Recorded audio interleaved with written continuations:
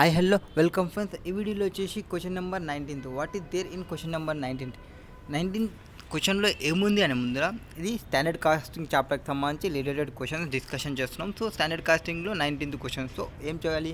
Prepare reconciliation statement of budgeted profit to actual profit through marginal costing approach in as much detail as possible. Next explain implications of reconciliation statement. Reconciliation స్టేట్మెంట్ని prepare చేయాలి. Reconciliation సంబంధించి ఇంప్లికేషన్స్ని prepare చెప్పాలి.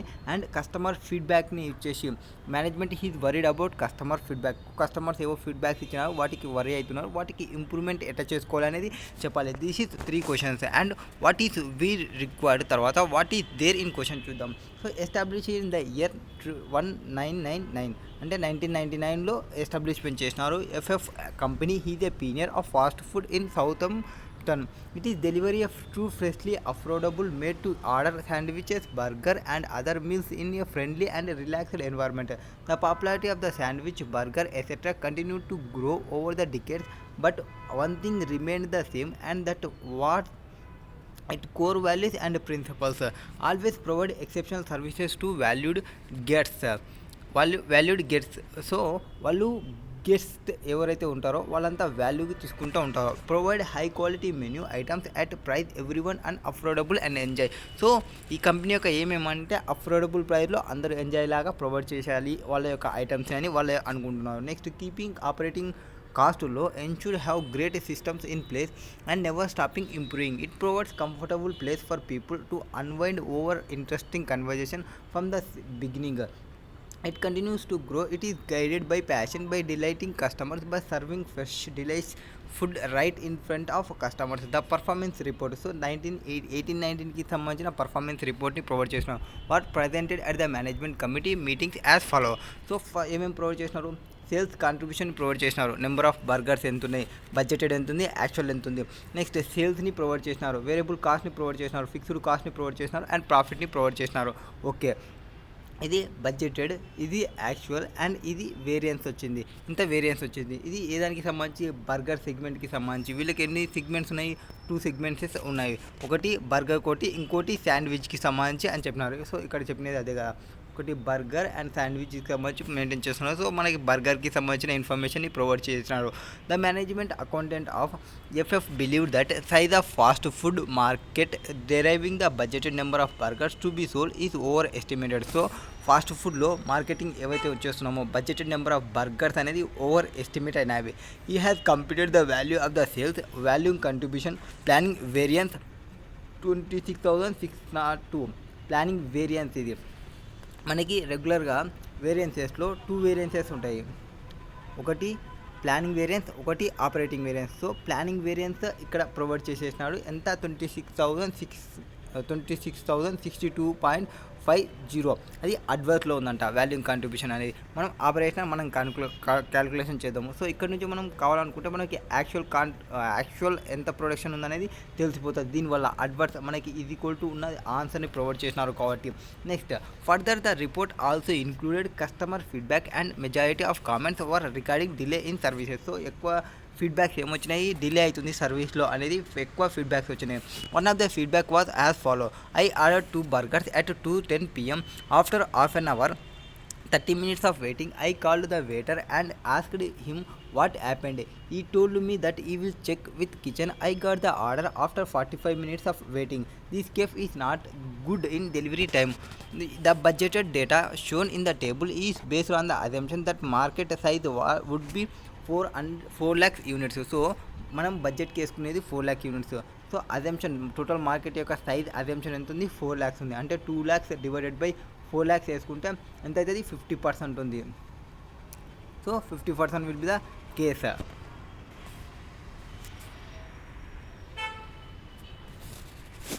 No ఆన్సర్కి వస్తే మనం ఏం చేయాలన్నారు? రికన్సిలేషన్ స్టేట్మెంట్ అన్నారు. రికన్సిలేషన్ స్టేట్మెంట్ అంటే మనకి ఏమేమి వస్తాయి? Budgeted profit plus or minus sales volume కంట్రిబ్యూషన్కి సంబంధించి ప్లానింగ్ది చెప్పాలి అండ్ ఆపరేషన్ది చెప్పాలి. ప్లానింగ్ది గివెన్ అంటే వాళ్ళే ప్రొవైడ్ చేసినారు. తర్వాత వేరియబుల్ కాంట్రిబ్యూషన్ వేరియన్స్ ఏముంది, ఫిక్స్డ్ కాంట్రిబ్యూషన్ వేరియన్స్ ఏముంది. సో ఇవి plus or minus, plus favourable ఉన్నప్పుడు, మైనస్ అడ్వర్స్ ఉన్నప్పుడు. సో ఇప్పుడు మనకి ప్లానింగ్ ఆల్రెడీ డేటా ఉంది. సో వాటికి సంబంధించి ఫస్ట్ చూసుకుంటే బడ్జెటెడ్ మార్కెట్ మార్కెట్ షేర్ ఎంత 50%. సో 50% మాత్రమే మనం కన్సిడర్ చేసుకుంటూ పోవాలి. సో బడ్జెటెడ్ కాంట్రిబ్యూషన్కి సంబంధించి మనకి ఇన్ఫర్మేషన్ని ప్రొవైడ్ చేసినారు. సో ఆ కాంట్రిబ్యూషన్కి సంబంధించి ఇన్ఫర్మేషన్ని తీసుకుంటే అంటే సేల్స్ నుంచి మొత్తం సేల్స్ మైనస్ వేరియబుల్ కాస్ట్ చూసుకుంటే మీకు కాంట్రిబ్యూషన్ ప్రాఫిట్ వస్తుంది. 4,17,000 will be the average budgeted contribution. ఈ కాంట్రిబ్యూషన్ని మనకి ఎన్ని యూనిట్స్ చెప్పినారు, 2 lakhs యూనిట్స్ చేసినారు. అంటే పర్ యూనిట్కి ఎంత 2,000 బడ్జెటెడ్ కాంట్రిబ్యూషన్ పర్ యూనిట్ ఎంత అవుతుంది, 2.85 రూపీస్ అవుతుంది. Next volume contribution planning. So volume contribution planning ఇది ప్లానింగ్ స్టేజ్లో ఉన్నాం. ఇక్కడ వచ్చేసి ఇది ప్లానింగ్ స్టేజ్లో బడ్జెటెడ్ మార్కెట్ షేర్ ఎంత ఉంది into average industry sales quantity units minus budgeted industry sales quantity in units into average budgeted contribution per units ఇది ఈక్వల్ టు ఇక్కడ మనకి వాల్యూమ్ కాంట్రిబ్యూషన్ ప్లానింగ్ స్టేజ్లో వాల్యూమ్ కాంట్రిబ్యూషన్ ఎంత ఉంది అనేది చెప్పినారు. 26,062.5 అనేది అడ్వర్స్ ఉందని చెప్పినారు. ఇది ఈక్వల్ టు మార్కెట్ షేర్ ఎంత 50%. ఆల్రెడీ క్యాలిక్యులేషన్ చేసినాము. 2 lakhs divided by 5 lakhs into actual industry sales quantity ఇది మనకి ఇంకా ప్రొవైడ్ చేయలేదు. మైనస్ 4 lakhs యూనిట్స్ తీసుకుంటే అంటే మార్కెట్ షేర్ ఎంత అనేది తెలుసు మనకి. మార్కెట్ షేర్ ఎంత 4 lakh units. Actual industry sales quantity ఎంత అనేది తెలీదు. ఇక్కడ బడ్జెట్ వేసినాము 2 lakhs వేసినాము. ఇది మనం వేసుకునేది. బడ్జెట్లో మార్కెట్లో ఎంత ఉందో 4 lakhs తెలుసు. తర్వాత యాక్చువల్ 1,65,000 యాక్చువల్. ఇండస్ట్రీ వైజ్గా యాక్చువల్ ఎంత ఉందనేది మనకి తెలియదు. సో దాని క్యాలిక్యులేషన్ కోసం ఇది మనం ఇక్కడ చేస్తున్నది. సో ఇక్కడ చేస్తున్నాము. ఎందుకు ఈ 26,622 ప్లానింగ్ వేరియన్స్లో ఉంది అనేది తెలుసు. 50% into actual industry sales quantity మనకు తెలియదు. బట్ బడ్జెటెడ్ సేల్స్ క్వాంటిటీ అనే ఇండస్ట్రీ ప్రకారం బడ్జెట్లో ఎంత ఉండాలి అనేది తెలుసు. ఇండస్ట్రీ ప్రకారం యాక్చువల్గా ఎంత ఉండాలి అనేది తెలియదు. సో ఇండస్ట్రీ ప్రకారం యాక్చువల్గా ఎంత ఉండాలి, 3,75,000 యూనిట్స్ ఉండాలి. సో ఇది మనకి ఆపరేషనల్లో యూజ్ అవుతుంది. ఇప్పుడు ప్లానింగ్ స్టేజ్లో చేసిన ఆపరేషనల్ చేసిన actual industry sales unit quantity ఎంత ఉండాలి మనకి 3,75,000 యూనిట్స్ ఉండాలి. నెక్స్ట్ ఏవైతే ఇన్ఫర్మేషన్ ప్రొవైడ్ చేసినారో ఇవి అంతా టోటల్కి సంబంధించి. సో పర్ యూనిట్కి మీరు క్యాలిక్యులేషన్ చేయండి. పర్ యూనిట్కి కావాలంటే 10,50,000 డివైడెడ్ బై 2 lakhs తీసుకోవాలి. 8,46,000 by 450, 6,33,000 by 2 lakhs and 5,37,000 by 375 అట్లా మనకి పర్ యూనిట్కి డివైడ్ చేసుకోండి. పర్ యూనిట్కి చేసుకుంటే అంటే మనకి అప్పుడు స్టాండర్డ్ ప్రైస్ వస్తుంది, యాక్చువల్ ప్రైస్ వస్తుంది, స్టాండర్డ్ వేరియన్స్ కాస్ట్ వస్తుంది, యాక్చువల్ వేరియన్స్ కాస్ట్ వస్తుంది. మనకి ప్రైస్ వేరియన్సెస్ చూస్తాం అనుకోండి. ప్రైస్ వేరియన్సెస్ చూస్తే మనకి ప్రైజెస్ డిఫరెన్స్ చూసుకోవాలి. ప్రైజెస్ డిఫరెన్స్ అంటే ఏమి, selling price minus actual price into quantity means always actual quantity తీసుకోవాలి. యాక్చువల్ క్వాంటిటీ ఎక్కడి నుంచి వస్తుంది, యాక్చువల్ క్వాంటిటీని మనం ఇక్కడ కనుక్కున్నాము. ఇది ఇండస్ట్రీ ప్రకారం అయితే. బట్ మన ఓన్గా అయితే 1,60,000 సంథింగ్ ఎంతో తీసుకునేది. మన యాక్చువల్ ప్రకారం అయితే 1,65,000 అది యాక్చువల్ పొజిషన్కి సంబంధించి. ఇప్పుడు సేల్స్ వేరియన్స్ చూసుకుంటే ఇది ఇంతకుముందు మనం చేసినది ప్లానింగ్ స్టేజ్లో, ఇప్పుడు మనం ఆపరేషనల్ స్టేజ్లో చేస్తున్నాము. సో ఆపరేషనల్ స్టేజ్లో తీసుకుంటే సేమ్ ఫార్ములానే, that is 3,75,000 actual industry sales quantity into 2.5 ఇది కాంట్రిబ్యూషన్ పర్ యూనిట్ ఎంత అయితే క్యాలిక్యులేషన్ చేసాము. Contribution per unit 2.85. Contribution per unit మనకి ఎట్లా వచ్చింది, సేల్స్ మైనస్ వేరియబుల్ కాస్ట్ చేసుకోవాలి. అండ్ వేరియబుల్ కాస్ట్ తీసేసిన తర్వాత కాంట్రిబ్యూషన్ వస్తుంది. కాంట్రిబ్యూషన్ డివైడెడ్ బై యూనిట్స్ తీసుకుంటే మనకి 2.85 అనేది స్టాండర్డ్ కాంట్రిబ్యూషన్ తీసుకుంటాము. సో ప్రైజెస్లో ఇంటూ చేసుకునేటప్పుడు స్టాండర్డ్ ప్రైజ్ తీసుకోవాలని చెప్పినాం మనము. సో 46,912. సో వేరియన్స్లో at the time of planning స్టేజ్లోనేమో 26,062 ఉంది. అట్ ద టైమ్ ఆఫ్ వేరియన్స్లో వచ్చి ఆపరేషన్ చేసేటప్పుడు 46,912 ఉంది. నెక్స్ట్ ప్రైజెస్లో డిఫరెన్స్ అంటే ఏమి, actual price minus standard price into quantity. Actual quantity తీసుకోవాలి. Actual quantity 1,65,000. సో 5.13 మైనస్ 5.25 ఇవి మనం ఎట్లా క్యాలిక్యులేషన్ చేసినాము, డివైడెడ్ బై చేసుకొని అన్ని పర్ యూనిట్కి తీసుకొని వచ్చినవి 19,800. నెక్స్ట్ వేరియబుల్ కాస్ట్ అంటే కూడా ప్రైజే కాబట్టి యాక్చువల్ ప్రైస్ ఈ సేల్స్ అన్నప్పుడు యాక్చువల్ స్టాండర్డ్ తీసుకుంటాము. బట్ ఎక్స్పెండిచర్ సైడ్ అంటే పిఎన్ఎల్కి దిస్ సైడ్ వచ్చినప్పుడు స్టాండర్డ్ మైనస్ యాక్చువల్ తీసుకోవాలి. దిస్ సైడ్ ఉన్నప్పుడు యాక్చువల్ మైనస్ స్టాండర్డ్ తీసుకుంటాము. సో ఇప్పుడు మనం కాస్ట్ ఇటు సైడ్ పిఎన్ఎల్కి డెబిట్ సైడ్ ఉన్న ఐటమ్స్కి సంబంధించి కాబట్టి స్టాండర్డ్ మైనస్ యాక్చువల్ తీసుకోవాలి ఇంటూ యాక్చువల్ ప్రొడక్షన్ తీసుకుంటాము. సో యాక్చువల్ ప్రొడక్షన్ తీసుకుంటే 1,65,000 3.165 minus 3.255 14,850 is the fair available and budgeted fixed కాస్ట్కి సంబంధించి budgeted fixed cost minus actual fixed cost తీసుకుంటే 7,500. సో రీకన్సిలేషన్కి సంబంధించి మనకి అంత ఇన్ఫర్మేషన్ వచ్చినట్టునే ఫస్ట్ మనం నెట్ ప్రాఫిట్ తీసుకుంటాము యాజ్ పర్ బడ్జెటెడ్ తీసుకున్నాము. అండ్ తర్వాత ప్లానింగ్ స్టేజ్లో సేల్స్ వాల్యూమ్ ఎంత ఉంది అది వాళ్ళే ప్రొవైడ్ చేసిన గివెన్ ఇన్ఫర్మేషన్. అండ్ ఆపరేషనల్ కేసులో కాంట్రిబ్యూషన్ ఎంత డిఫరెన్స్ వచ్చింది అనేది ఇక్కడ ఆపరేషనల్ స్టేజ్కి మనం క్యాలిక్యులేషన్ చేసినాము. ఆపరేషన్ కోసం మనకి యాక్చువల్ ఇండస్ట్రీ సేల్స్ క్వాంటిటీ కావాలి కాబట్టి యాక్చువల్ ఇండస్ట్రీ సేల్స్ క్వాంటిటీతో ప్లానింగ్ వేరియన్స్ నుంచి కనుక్కుంటాము. తర్వాత వేరియబుల్ ఓవరెన్స్ వేరియబుల్ కాస్ట్ వేరియన్స్ తర్వాత ఫిక్స్ కాస్ట్ వేరియన్స్ అన్ని అడ్వర్స్లో ఉన్నాయి కాబట్టి అన్ని నేను మైనస్ చేసుకుంటాను. సో అన్ని మైనస్ చేసుకుంటే మనకి ఇన్ఫర్మేషన్ ఎంత వస్తుంది ప్రాఫిట్ యాక్చువల్ ప్రాఫిట్ని మనం రీచ్ అవుతాము. సో యాక్చువల్ ప్రాఫిట్ ఎంత వచ్చింది ఇక్కడ సో 2,59,000 గివెన్ ఇది గివెన్. తర్వాత ఇవి క్యాలిక్యులేషన్ చేస్తే మనకి 1,44,375 will be the actual profit.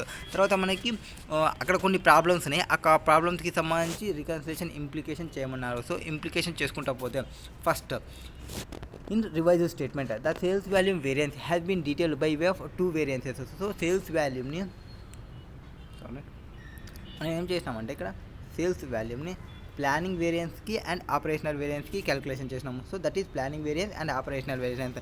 దీనివల్ల మనకి ఏమవుతుందంటే ఈ ప్లానింగ్ ఆపరేషనల్ చేయడం వల్ల అసిస్ట్ చేస్తుంది కంపెనీకి టు చెక్ కాంట్రిబ్యూషన్ ప్లానింగ్ వేరియన్సా or reason could be environment. ఇప్పుడు ఒకవేళ మనకి ఈ ప్లానింగ్లో కానీ ప్రాబ్లం ఉందనుకోండి అంటే ప్లానింగ్ అనేది అడ్వర్స్ వచ్చింది అనుకోండి ఏదాని వల్ల ఉండొచ్చు ఎన్వైర్న్మెంటల్ కావచ్చు ఆర్ మార్కెట్ చేంజ్ వల్ల కావచ్చు. That is or not anticipated at the time of budget preparation. So they are not under management control and no one responsible. So planning స్టేజ్లో ఏమైనా ప్రాబ్లమ్స్ వస్తే ఎవరు రెస్పాన్సిబుల్ కాదు ఎందుకంటే మార్కెట్ చేంజ్ కావడం వల్ల కావచ్చు ఆ టెక్నాలజీ చేంజ్ కావడం వల్ల కావచ్చు దానివల్ల కంట్రోల్ ఉంటుంది. సో మేనేజ్మెంట్కి కంట్రోల్ ఏమి ఉండదు. ఒకవేళ ఆన్ ద అదర్ హ్యాండ్ ఇక్కడ వల్ల ప్రాబ్లం వస్తాయి అంటే ఆపరేషనల్ వల్ల కానీ ప్రాబ్లం వస్తాయి ఇది అండర్ కంట్రోల్. ఇక్కడ ఖచ్చితంగా అందరూ ఎవరైతే రెస్పాన్సిబుల్ పర్సన్స్ ఉంటారో వాళ్ళు రెస్పాన్సిబుల్. ఫర్ ప్రొడక్షన్కి అయితే ప్రొడక్షన్ మేనేజర్, సేల్స్కి అయితే సేల్స్ మేనేజర్, ఇంటర్నల్కి అయితే పర్సన్ మేనేజర్, రిమైనింగ్ అన్నీ చూసుకోవడానికి ఇంటర్నల్ ఆడిటర్ ఎవరికి వాళ్ళు రెస్పాన్సిబుల్. ఇక్కడ ఆపరేషనల్ వేరియన్స్ వచ్చింది అనుకో the reason of adverse sales volume contribution could be unsuccess. ఏదానికి అయ్యిండొచ్చు డైరెక్ట్ సెల్లింగ్ ఎఫర్ట్స్ అనేది సక్సెస్ఫుల్ ఉండొచ్చు ఆర్ మార్కెటింగ్ ఎఫర్ట్స్ అనేది అన్సక్సెస్ఫుల్ ఉండొచ్చు. EFF has adverse sales price variance has well. It indicate that burger were sold for lower price than standard price. Standard ఒక price అనుకుంటే but మనం ఆ standard ప్రైస్కి reach కాకుండా యాక్చువల్ ప్రైస్ అనేది డిఫరెంట్గా సేల్ చేసి ఉండొచ్చు. The reason of this could be unforeseen market competitive prices tapping new market. So మనం ప్రైస్ అనుకున్న ప్రైస్కి కాకుండా తక్కువ అమ్ముతున్నామంటే ఏదైండొచ్చు reason market competitive unforeseen market competitive అయి ఉండొచ్చు ఆర్ న్యూ మార్కెట్ ట్యాపింగ్ అయి ఉండొచ్చు. Next further revised reconciliation statement delivers written information about variable cost and fixed cost variance. ఇంకా మనం క్యాలిక్యులేషన్ చేసినట్టు ఏమి పైన ప్లానింగ్ చేసినాము ప్లానింగ్కి ఎవరు రెస్పాన్సిబుల్ కాదు డ్యూ టు మార్కెట్ కండిషన్స్ వల్ల ఆపరేషనల్ క్యాలిక్యులేషన్ చేసినాము. సో ఆపరేషన్కి ఖచ్చితంగా పర్సన్సే రెస్పాన్సిబుల్. నెక్స్ట్ ఇంకేం క్యాలిక్యులేషన్ చేసినాము వేరియబుల్ వేరియన్స్ క్యాలిక్యులేషన్ చేసినాము. సో వేరియబుల్ వేరియన్స్కి అండ్ ఫిక్స్డ్ వేరియన్స్కి క్యాలిక్యులేషన్ చేసినాము. ఫిక్స్డ్ కాస్ట్లో మనకి ఏమేమి రావచ్చు శాలరీస్ రావచ్చు, యాన్యువల్ మెయింటెనెన్స్ కాస్ట్ రావచ్చు, రెంట్ రావచ్చు, ఇన్సూరెన్స్ కావచ్చు. After fixed cost are not effected in short run in response to changes in level of activity. So fixed cost అనేది ఈజీగా చేంజ్ ఏం కాదు డ్యూ టు చిన్న చేంజెస్ జరగడం వల్ల but it might be change in response to the other factor such has prices. So prices ఏమైనా change అయితే this may cause increase expenditure of fixed overage. A meaningful analysis of fixed cost variance line requires line to line comparison of budgeted cost with actual cost. So fixed cost రావాలంటే budgeted cost minus actual cost చేసుకుంటే మీకు fixed variance వస్తుంది.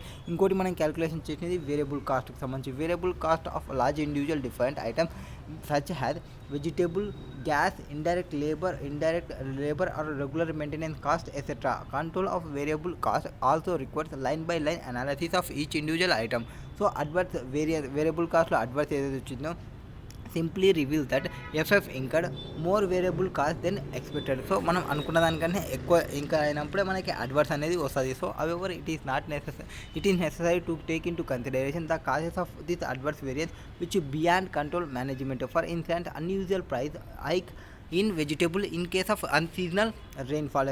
తర్వాత మనకి మెజర్స్ని provide చేసినారు. మెజర్స్ని provide చేయమన్నారు కాబట్టి మెజర్స్ని provide చేయాలంటే ఫస్ట్ ఆఫ్ ఆల్ అక్కడ మనం ఒక మెయిల్ రిసీవ్ చేసుకున్నాము, మనం పోయి వెళ్ళినాము, సర్వర్ని అడిగినాము, సర్వర్ హాఫ్ అన్ అవర్ తర్వాత వచ్చినాడు. సో అట్లా కొంచెం ప్రాబ్లం ఉన్నట్లు ఫీడ్బ్యాక్ వచ్చింది మనకి. సో ఆ ఫీడ్బ్యాక్ని బేస్ చేసుకుంటే మనకి ఏం ప్రాబ్లం ఉన్నట్లు first customer expect their food order in delivery quickly కావాలి అనుకుంటారు.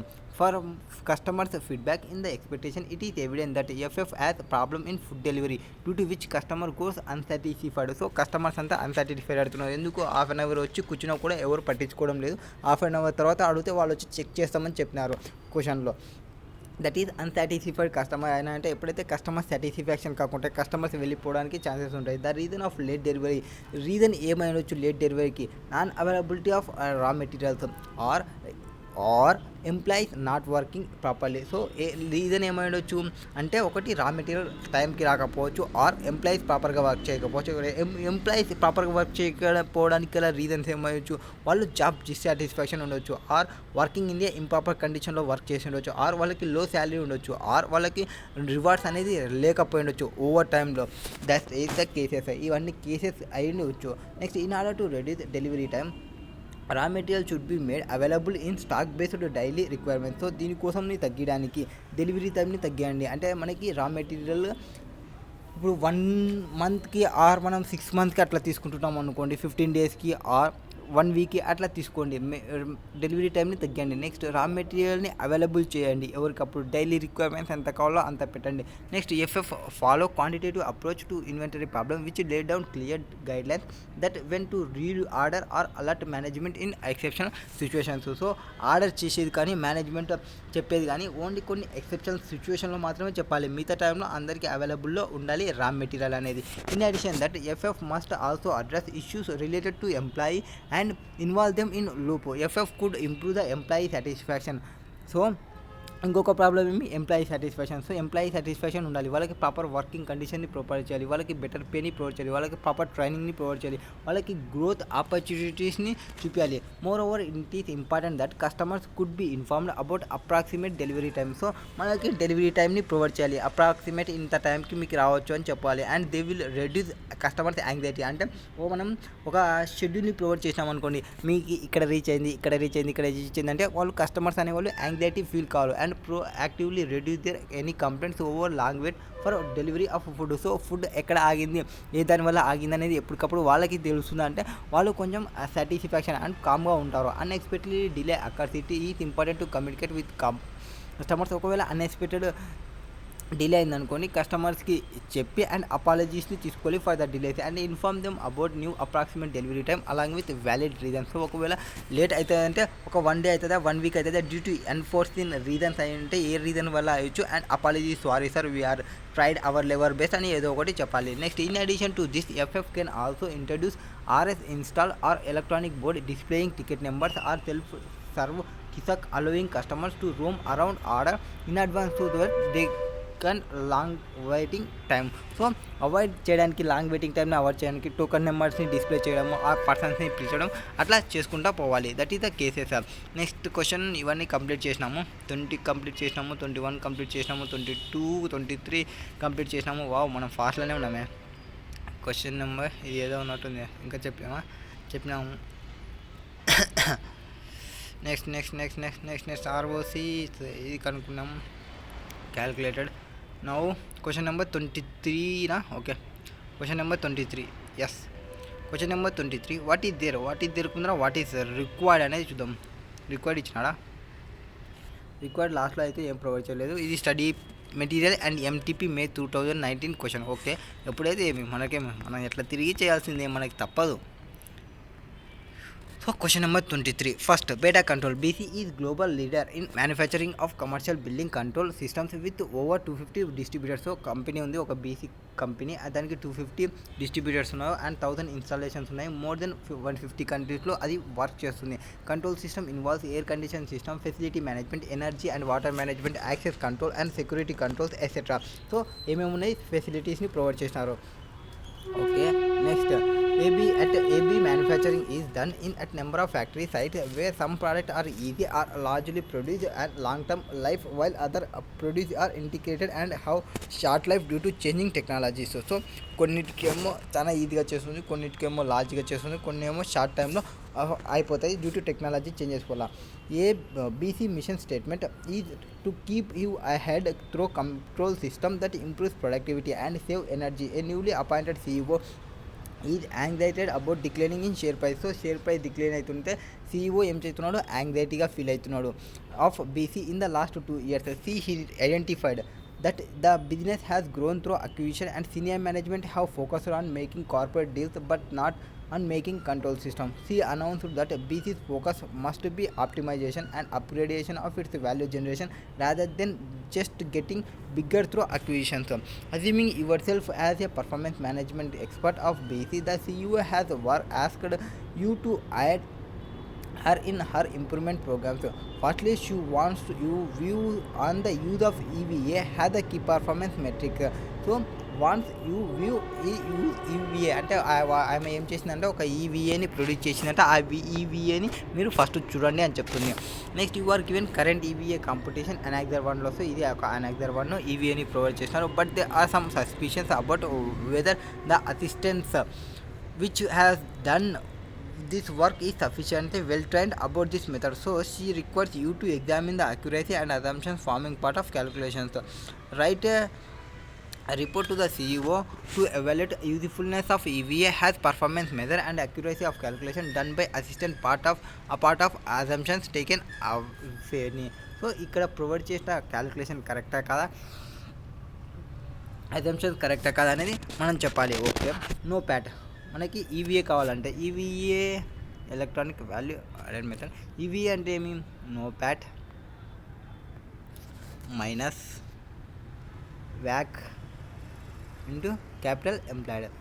సో ఇది మనం క్యాలిక్యులేషన్ చేయాలి. దానికోసం వాళ్ళు ఏం చేసినారు, నో ప్యాక్ క్యాలిక్యులేషన్ చేసింది, వ్యాక్ని క్యాలిక్యులేషన్ చేసింది, ఈవీఏని క్యాలిక్యులేషన్ చేసింది. సో ఫార్ములా కరెక్టా, ఎస్ ఫార్ములాని కరెక్ట్గా తీసుకుంది, అక్కడ తీసుకున్న వాల్యూస్ కరెక్ట్ తీసుకుంది అనేది మనం చెప్పేద్దాం.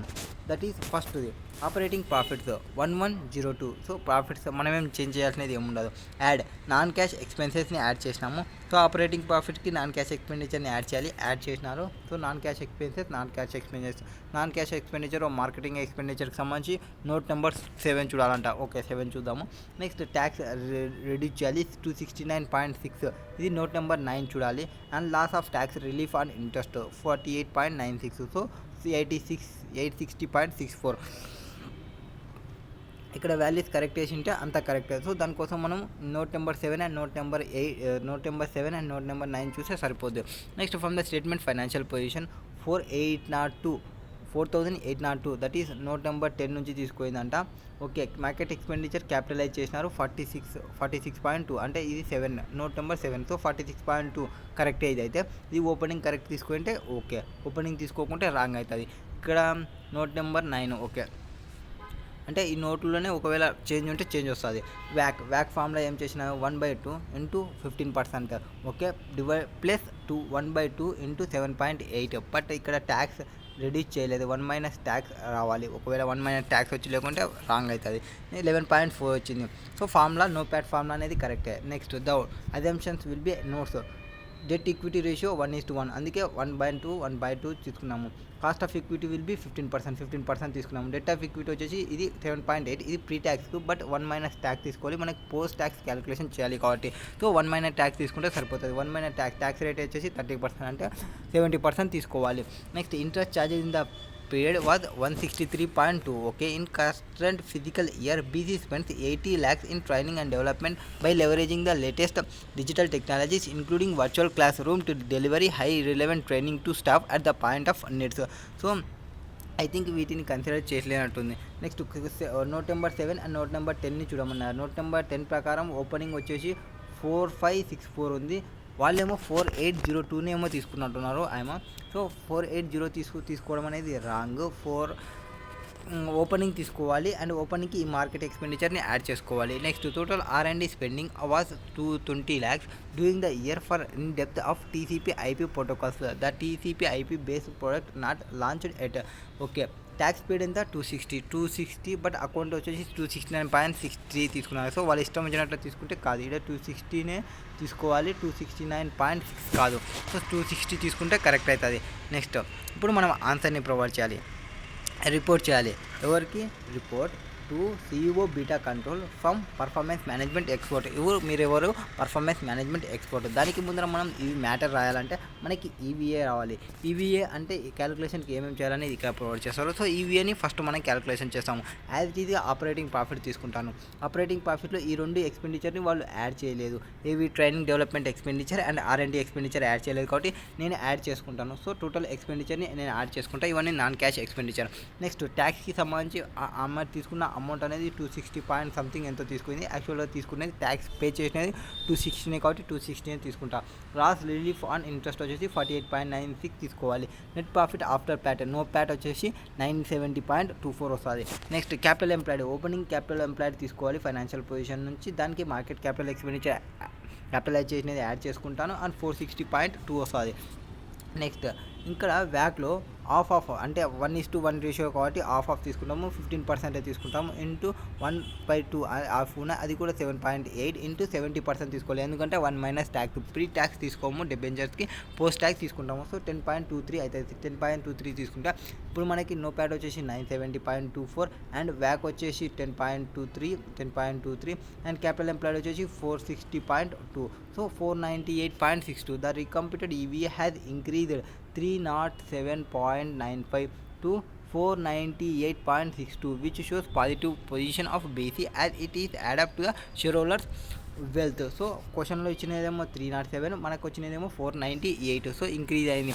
EVA పాజిటివ్ ఉందంటే కంపెనీ మంచిగానే ఉన్నట్లు. సో ఈ వీచ్కి సంబంధించి ఎవాల్యుయేషన్ ఆఫ్ EVA సబ్జెక్ట్ ఏమి evaluation of EVA at beta controls. EVA provides, EVA ఏం ప్రొవైడ్ చేస్తుంది? ఫస్ట్ ఒక లింక్ని ప్రొవైడ్ చేస్తుంది. ఎవరెవరికి లింక్ని ప్రొవైడ్ చేస్తుంది అంటే డెసిషన్, పర్ఫార్మెన్స్ మెజర్స్ అండ్ రివార్డ్స్ని ప్రొవైడ్ చేయడానికి. అండ్ దీనివల్ల ఏమవుతుందంటే focus managers and performing better. So decision and performance measure and rewards మీద ఫోకస్ చేస్తుంది ఈ EVA వల్ల. దానివల్ల ఏమవుతుందంటే పర్ఫార్మెన్స్ మేనేజర్ ఎవరైతే ఉంటారో వాళ్ళు పర్ఫార్మెన్స్ ప్రాపర్గా చేస్తారు. And incentive schemes based on EVA provides better quality information and motivation in making decision to turn maximum share holders wealth. So share holders wealth అనేది మ్యాక్సిమం అవుతుంది ఎప్పుడైతే EVA అనేది ప్రాపర్గా ఉంటే. EVA అనేది బెటర్ క్వాలిటీ పర్ఫార్మెన్స్ని ప్రొవైడ్ చేస్తుంది. In other words EVA linked the operating return to the asset that were used to generate those returns. The learning which flows from EVA analysis can be prospective and can allow the managers not only to identify areas of weaknesses. EVA ఏం చేస్తానంటే weaknesses identify చేయడం ఒకటే కాదు performance, but also easily find solutions. అంటే ప్రాబ్లమ్స్ని identify చేయడమే కాదు, వీక్నెసెస్ని identify చేయడం ఒకటే కాదు, దానికి సంబంధించిన సొల్యూషన్స్ని కూడా ఐడెంటిఫై చేస్తుంది. BC is multi product company having number of factory sites. దీనికి మనకి ఫ్యాక్టరీ సైట్స్ ఎక్కువ ఉన్నాయని చెప్పినాము, ఎందుకంటే 265 ఎన్ని బ్రాంచెస్ ఉన్నాయని చెప్పినాము. ఇవి help to appraise additional divisional contribution to detractors from overall profitability. Thus managers may educated through EVA and pursue such objectives that improve operating profit investing more capital. So EVA వల్ల మనకి ఏమవుతుందంటే మన యొక్క operating profit అనేది improve అవుతుంది. Operating profit అనేది improve అయితే మనం క్యాపిటల్ మోర్ ఇన్వెస్టింగ్ చేసుకోవచ్చు capital. Next in addition this report deals with evaluation of accuracy and assumptions used in the calculation of BC EVA.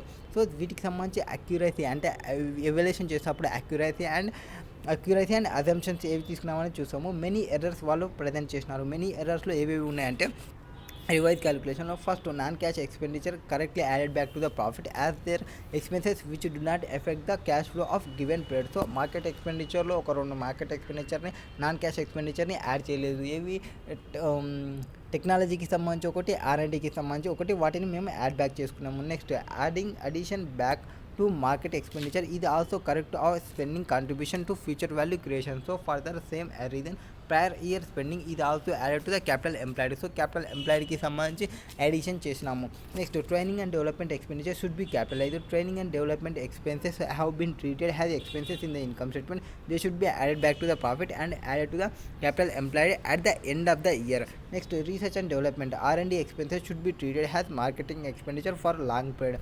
The tax expenses in EVA calculation should be tax paid with adjustment of loss tax relief on interest and not adjusted amount of tax will be charged.